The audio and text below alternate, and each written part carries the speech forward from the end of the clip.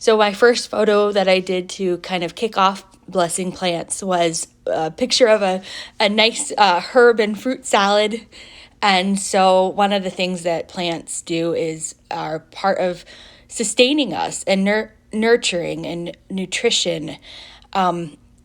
They also can be symbols of our love, of our companionship, so that we give flowers. Like, so I had some cute little roses that my kiddo gave me on Mother's Day. And so there's that as well. And also at times when people give flowers in sad occasions, so times of death or grieving, that flowers can be a source of beauty and comfort in that, of care. We also can use plants medicinally for herbalism and a few different ways. I have this herb garden with a little bit of sage and cilantro.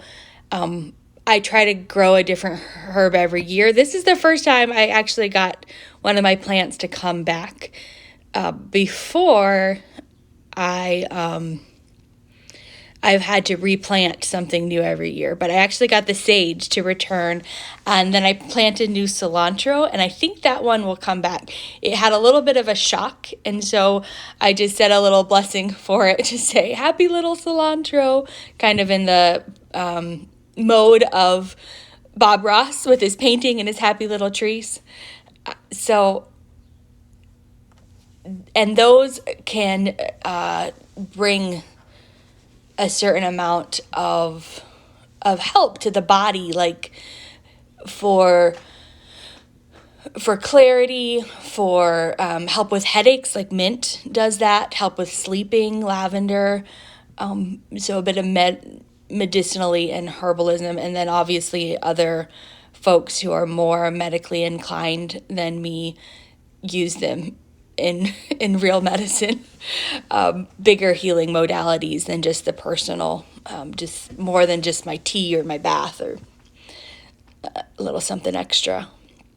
And then obviously a few of us use plants ceremonially. Again, I talked about giving of flowers and like contributing that beauty, but they're also just beautiful around our homes.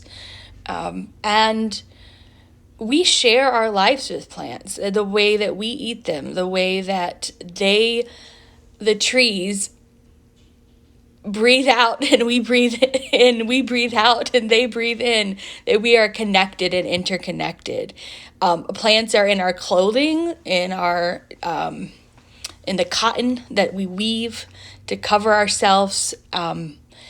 I shared a little picture of our mama duck that was in the bush outside of our house. And so she found her protection there, her shelter in that plant. We use them in crafts. So our broomsticks come from plants, and our thatched roofs at some point when we had those come from plants. So just, it's a joy to bless plants because they bless us so much. And I think one of the joys of the practice of blessing plants is taking that time to notice something that we might have taken for granted, because it is so interconnected and woven into our lives.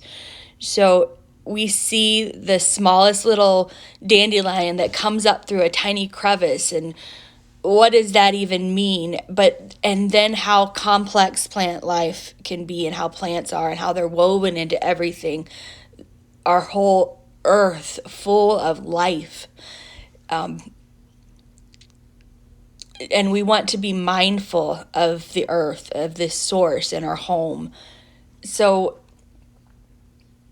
and there can also be like a justice element in thinking about how we care for plants, how we care for something that is so interwoven, it starts to feel invisible, that we then take care of those small things because it's actually taking care of the big things, how we're gentle and kind to our plants, and reminding ourselves to then be gentle and kind to one another, to push back on the greed and the striving of productivity and to have more and more, and just look at the simple things that can sustain us and fulfill us.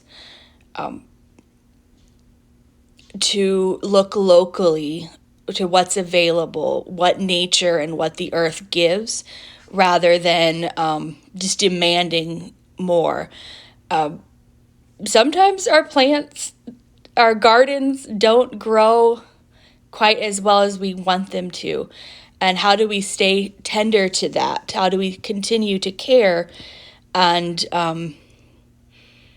get what we need and receive from it, even when maybe the rabbit took a little more than their fair share?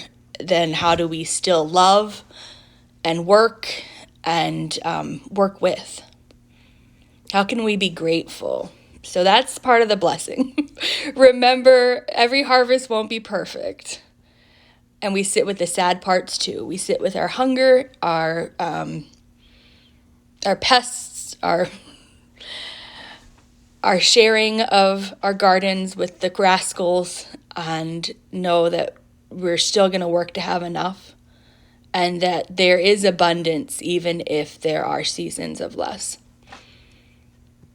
So back to the blessing, back to the little moment that we're taking now.